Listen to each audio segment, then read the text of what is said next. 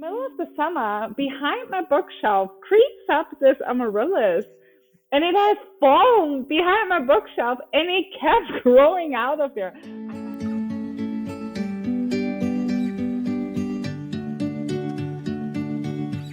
Welcome back, everybody, to the Plant Nerd Podcast. I'm your hostess, Moses Mario, and with me, I have in my audience the pleasure of the royal Plant Nerd family here. We have Kata, the queen of the perennial garden, Michelle, the makeover millennial maven herself, and Devin, the Dawn of North Florida, the shrub man himself. He's in the canary chair, and he's going to talk to us about how the Tampa Bay Bucks just beat my Falcons, but really more importantly, how the holiday favorites are here. We got poinsettias, we got Christmas cactus, we have many other things. Devin, please tell me what's going on and tell me that my Falcons are going to get a little bit better the rest of this year. Maybe. I'm not very good. I'm better with plants than I am with football, so I'm just going to keep talking about what I know. So I don't really do much of the sports betting, so that's not my department there. So all right, on to poinsettias then. There we go. Yes, it's kind of cooled down. Nothing really is growing on in the yard right now. So, and I've been busy decorating the house for Christmas. And poinsettias, I got some awesome poinsettias in the house, some nice red and pink ones. And, you know, a lot of people think that they're toxic to pets and everything like that, but they're really not. They'd have to eat the whole thing down to the stump. And if anything, the stuff in the dirt would probably do more damage. So the key is, and I have to stay on my roommate because I'm out of town during the week, is you got to stay on top of watering them. Don't forget about them. They really need to be watered like every 2 to 3 days. And the key is when you water them, take them out of like the foil hat. Mine sit in these little tins that have a liner in it. Take them out. I water them in the sink because they don't really like to sit in water. They don't like to have wet feet, but the soil the growers plant them in dries out pretty fast. And they're pretty big for a small pot they're in. So they really need a lot of water. So other than that, it's pretty easy. Just keep them watered and you don't have to do anything else to them. And is there any colors, any varieties of poinsettias you're most excited about? I know Jingle Bells is one of the favorites that I've seen. Jingle Bells is a good one. One of my favorites is it's actually called Poinsettia poinsettia. So it comes in like an electric pink, and it actually comes in a true white. They have a much smaller leaf than like your traditional poinsettias, but they actually hold their color the longest out of all of them. So it's a really cool new poinsettia out. That's amazing. I'm always amazed at what is out there on poinsettias. Like it's unreal how much breeding there's still going on, and you would think it was all done by now.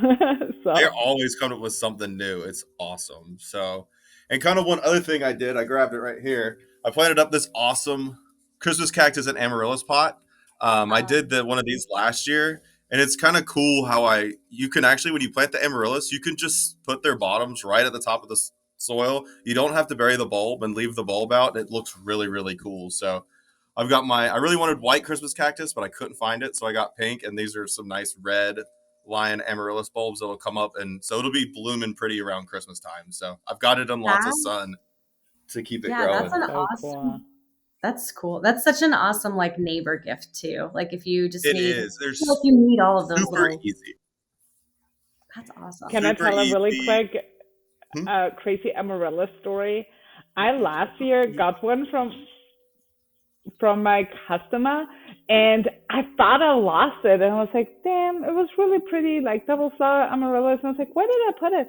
And then in the middle of the summer, behind my bookshelf, creeps up this amaryllis. And it has fallen behind my bookshelf, and it kept growing out of there. I have to post this picture. Like, it was so crazy, and I didn't think it would, like, survive. But there it was. That's funny. You have a story like that, too, because I also have an amaryllis story like that. I was, a long, long time ago, years ago, when I was in Atlanta, I had a bunch of amaryllis at Christmas, and then they died down, and I thought they were dead, so I just dumped them out in the dump pile I had in the woods. And in the middle of the summer, I saw this weird green leaf coming out, and I had like 6 amaryllis growing out of the dump pile. So I dug them up and planted them in my yard, because these amaryllis down here are the ones I did last year. I planted, so I'm going to plant these in the yard again too, because I'm going to have a whole corner with all these amaryllis out in the yard. So it'll be really pretty. I was about to say they're perennial here, right? Or in the South anyway. Yeah. They are in Atlanta. I don't know about up by Kata if they're perennial by you. Yeah, they're totally fine. You just have to, like, I think get them a little bit deeper in and at the right time of the year. But now that we have changed zones, there you go. Not that different than Atlanta. Well, poinsettias are perennial too, right? In Florida. Yeah, in like south Florida. Not even here. They don't really like getting below 50. That was the other thing I forgot to mention on poinsettias is don't put them on your front porch. I know they're super pretty unless you want to move them in every single night, because if the temperatures get below 45, they're going to turn black. So they don't like the cold. Got it. Any other holiday favorites? What about some citrus? I know that citrus seems to be the patio citrus tree seems to be like the Christmas favorite right now. They are doing, yeah, they're awesome. We've actually been selling. We did our first order at Servscape, picking up some patio citrus from our citrus grower in Georgia. And my citrus, it's still producing citrus like crazy. With the frost coming in here and there, I have to go out early in the morning and hose that frost off to keep them nice and safe. But other than that, they've been doing great. So how'd you like those lemons I gave you, Mario? I loved them. And here's what I did with them. Devin is so kind, brought over these beautiful lemons. Can you tell me what all the varieties are, Devin? So you've got, those are all Meyer improved Meyer lemons, and those are some Honeybell Tangelos. I hadn't tried them yet. I'm going to cut into them and make some juice this evening. But I went ahead and just got a microplaner, and careful not to go into the pith of the plant, right, or into the rind, and just really pulling off that zest. I turned the label around so you don't see the label of my very expensive plastic bottle of 100 proof liquor, 100 proof vodka, American made. But went ahead and poured this bottle. I zested all those lemons, put the alcohol in there, wrapped it with the cellophane, and I'm gonna pull it out just the day before Christmas. I have some family coming over. Typically, you want to give it about 30 days. This is going to be about 3 weeks to kind of soak in there and really pull in all that flavor. And then I'll add some basically simple sugar syrup to this concoction and make limoncello. So, Devin, I'll save you a bottle. So thank you. Yes, please. I'm excited. I actually last night just we made grilled chicken and grilled broccoli, and I went out. It's so awesome just to be able to walk over to the citrus on the side of the house, pick a lemon, chop it in half, and squeeze it right on the broccoli on the grill. It's so good. All right. Did you grill that? I grilled on this grill, my Kamado Joe. Yeah. You're not a sponsor yet. So I have one more I want to share. This is a picture of my sweet little Perry Marie. She's 4 in this picture, and we just brought home it's Carolina Sapphire cedar, and cypress, and we just had the best time decorating this with the family. This is our live Christmas tree. We hide the pot. We're going to keep it in the pot. We'll put some ornaments on there that were kind of like outdoor friendly. And, the girls really wanted an outdoor Christmas tree. So this lived on the porch, and we spent a lot of time on our back patio porch area. And this is a picture. She's 5 now. This was a picture yesterday or 2 days ago. And we are putting lights around that same tree, which has just taken off. Wow. Talk about a fast-growing tree. I was going to say, I don't know who grew more, the plant or your little daughter. I know. It's crazy to see that picture of her last year. Thank God you didn't say or Mario. Yeah, I know. I'm glad I'm hiding my midsection here because I think everybody's getting bigger. All right, everybody's getting bigger. That's okay. But yes, we just had so much fun with this live Christmas tree, and I just think it's one of those things that it's going to be a new tradition in years to come, because I just really feel like a little sense of guilt. Like, here we're celebrating life at Christmas by cutting down a living thing. And I just don't like it. I don't like it. It just feels, as a plant person, it just doesn't feel right. But old traditions die hard and new traditions are slow to intake. But we're going to keep trying on this live Christmas tree and see how it goes. So that was my weekend, was stringing up and then we're going to get our new live Christmas tree next week. So I'm very excited. And again, we don't bring it inside. We just have it for the kids. We can decorate it any way we want. We just put it on the patio for right now. All right, that's enough growing on with me. Michelle, what is growing on with you? Well, like Devin said, it's been very cold and rainy, but I am trying to like plan for next spring. And I have a bare area, so our side yard's completely empty right now. It's got different lighting conditions, so both full sun, part shade, and shade. So like you could do some really fun things. And right now I've got all of these thoughts about like, oh, shrubs, perennials, which ones should I add to kind of the plant list? And should I go with new perennials that are coming out? Because, you know, there's always the like new for 2024. And then it's like, you never know. Do I go new? What's the improved, best, newest thing? Or do I go with kind of the old faithfuls that have grown well for me? And so I kind of wanted to like ask Kata, like, what is growing on in this perennial newness world? Well, a whole lot. I always joke that like my job since I became like a sales or product rep has switched so much. Like when you work in a traditional nursery, like your busiest time is spring. And so now in this role, it is so different. Like all I do is talk about the new and exciting plans for next year. And so I did want to show you my top favorites from 2023, because realistically, like 2023 is still brand new to most people. And then I do want to give you also a sneak peek of what is coming on 2024.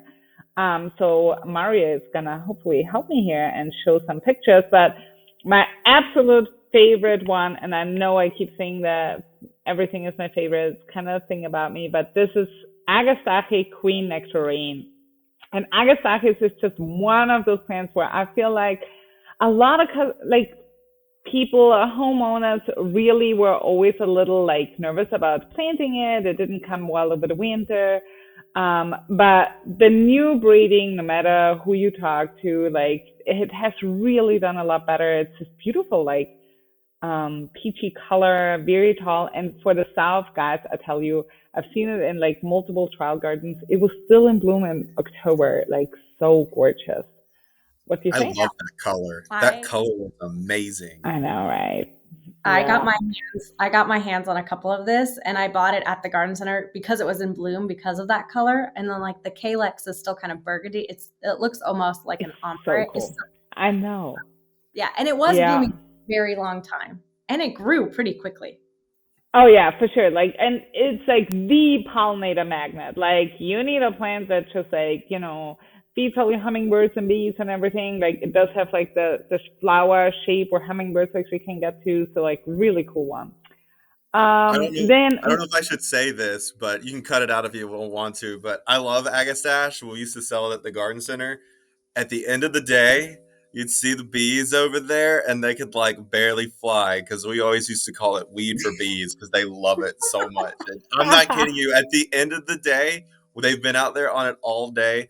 They can barely flap their wings to fly. That they're still trying to get that pollen out of there. It is the funniest thing I've ever seen in my life. Oh. Yeah, I love that plant. It's so cool. Well, then a second one that was really a kind of favorite was this Allium. And here, it might not look like a lot, but this is Allium Bubble Bath.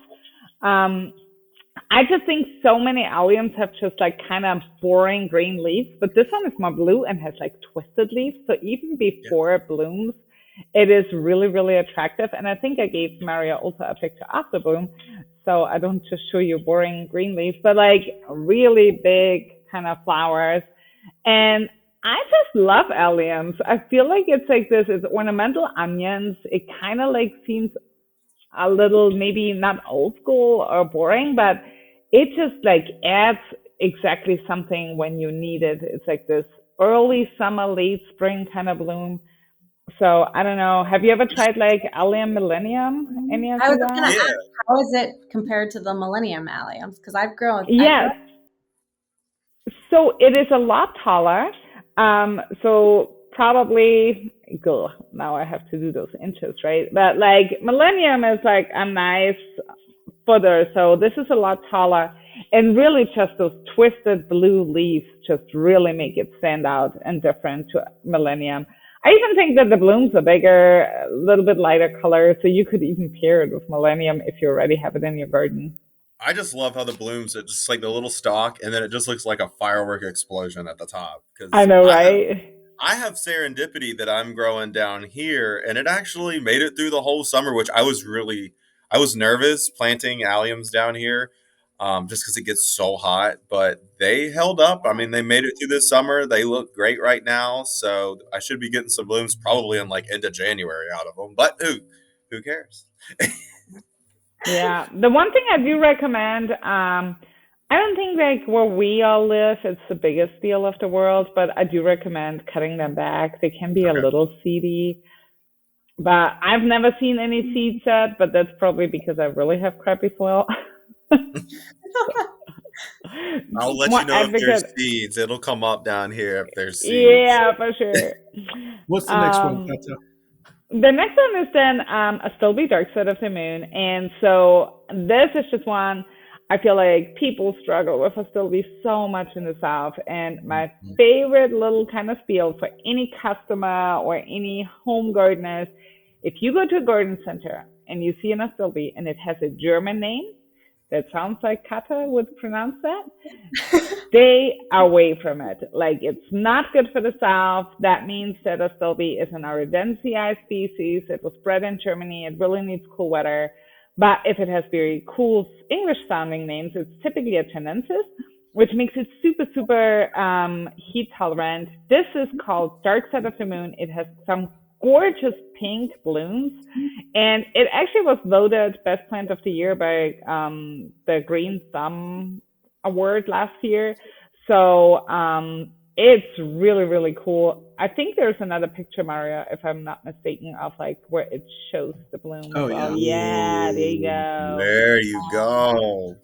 Yeah, it's really cool. I mean, to be fair, this picture was taken at Walter's Gardens in Michigan, so this is in full sun there. Would not recommend that in the South. It looks like it's planted with full sun plants there. So I was going to ask if it tolerates more sun because it has the darker leaves, or this is just Michigan. Yeah, this is just Michigan. Like, it definitely tolerates full sun in the northern regions.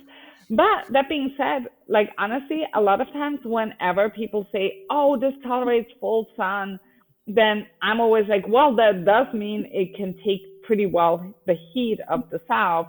So if you put it in like part shade or full shade, it's really a great plant. Like, you should definitely have that on your bucket list. That's beautiful. And then I brought you also 4 of my favorite plants that are for 2024.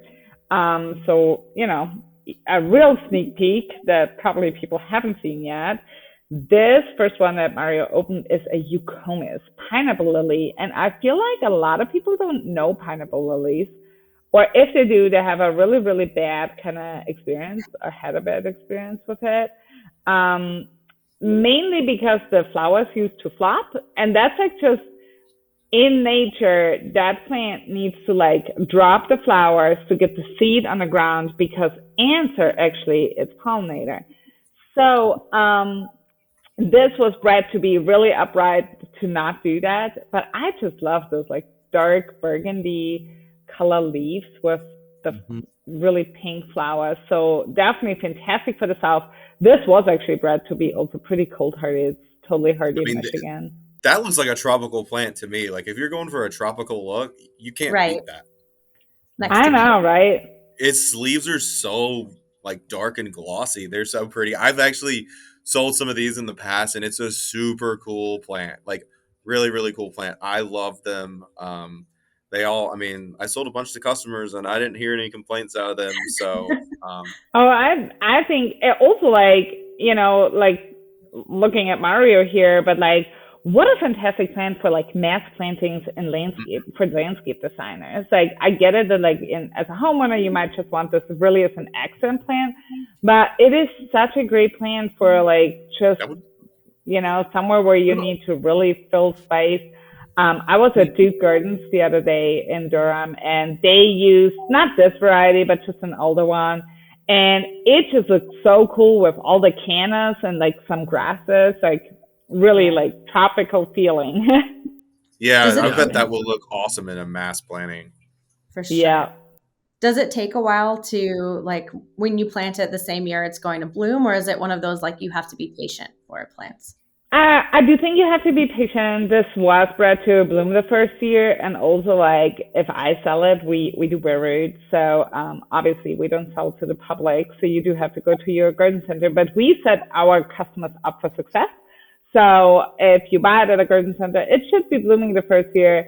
You know, a plant like this that you see in the picture is probably 2-3 years old, or there was like two planted together. Right. But you know, it got to be patient as a gardener, I and know. you will have many, many years of joy. I love the contrast here with, like, I guess they have like a gold leaf spirea in the background, this little crepe myrtle. I mean, beautiful, beautiful Yeah. stuff. Yeah. I just feel like dark plants, they can be combined so awesome. This is, you know, I feel like daylilies are a little like the trend is going away. Maybe it's like the deer pressure or whatnot. But I was like, you know what? We should still talk about it. So much has happened with daylilies. Everybody still plants Stella de Oro because it like blooms repeatedly. But this is part of the Proven Winners series, Rainbow Ribbon. And so all of the ones that are in this Rainbow Ribbon series actually are also rebloomers. And to me, just like the size of this bloom and like the color, it's just so outstanding.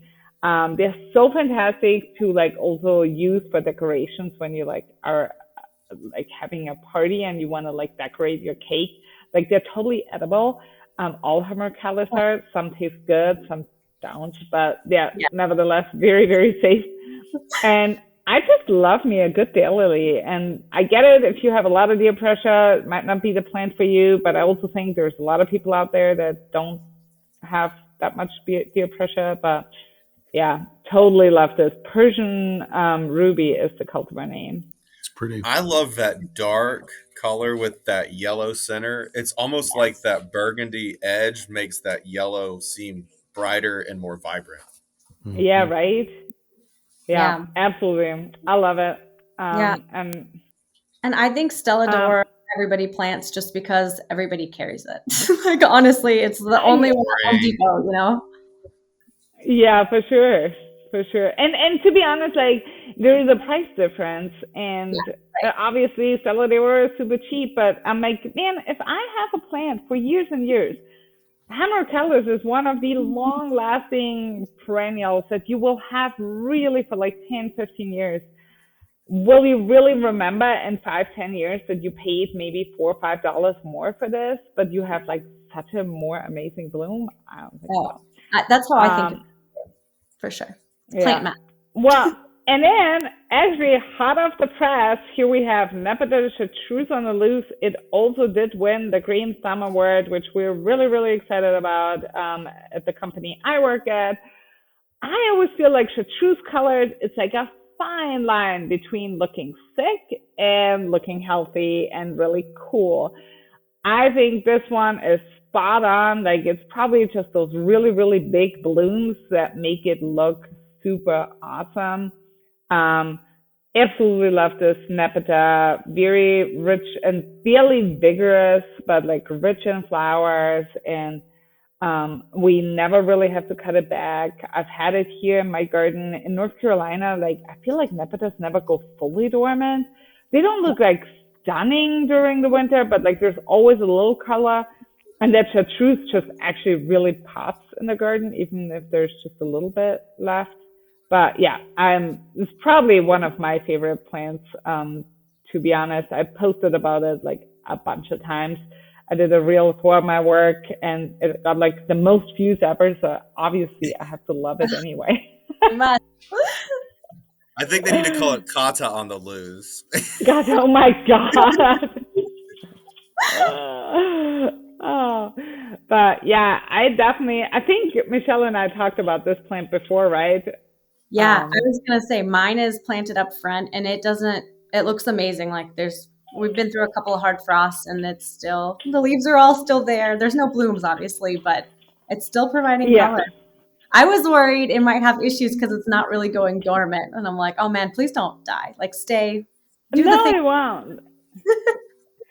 Yeah, I really like had it pretty much all winter long. Like obviously I get plants also even earlier than other people, which is a really nice thing about working in horticulture. But it also just helps me talk about plants in a different way. And like, I'm the first one to say when I don't like a plant. Like we can absolutely do an episode on plants that Kata think is not worth it. But those were really my top 3 from 2023, and then also what is coming up 2024. Like I think every southern gardener should check those out. And the bees love that Nepeta. Yeah. That's Honestly, like a one. lot of those plants that we just talked about, they're all fairly pollinator friendly. Like even the Astilbe, nobody ever talks much about pollinator friendly plants for the shade, which is just as important. Or, if something does go over the winter or like blooms really long, like the Agastache, like there's a big benefit for pollinators. So anyway, now you heard me talk a lot. I better shut up. I love it. I mean, so we went through a number of things. These are top 23, but really to be on the lookout for top 2024 perennials. I think that was a great list. I think we need to do the anti-plant. Like, I think we need to have the anti-list. I've got a I got a long What list. you should not plant in I got a long 2024. list. Let's do it. That sounds actually like a really fun topic. We should do that sometime in January. Absolutely. All right. Anybody else got anything? What's going on? What are we looking forward to next week? Doing anything in the garden? I'm pine strawing. It's like, I will say, Michelle and I joked this weekend. I was like, I'm the biggest fan of this podcast. All week long, I was like leaf mulching in my garden because we talked about it, and I was like, this is a great idea.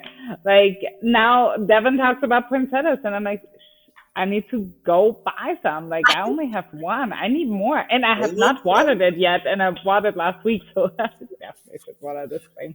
Yeah, I was just thinking I need to go and treat myself to an amaryllis because I don't have any, and it's perennial here. So like, why would I not? Yeah, I'm gonna do my final pick of citrus probably this week before I head up to Atlanta for Christmas. So because that's what I give as Christmas gifts to my family, is they get homemade ravioli, which I have to make next weekend, and a bunch of citrus. So amazing. Well, that's the Plant Nerd Podcast, everybody. We are so glad to be with you. We have lots more to cover next week, and we'll see you then. Keep going and growing, everybody. Cheers. Cheers.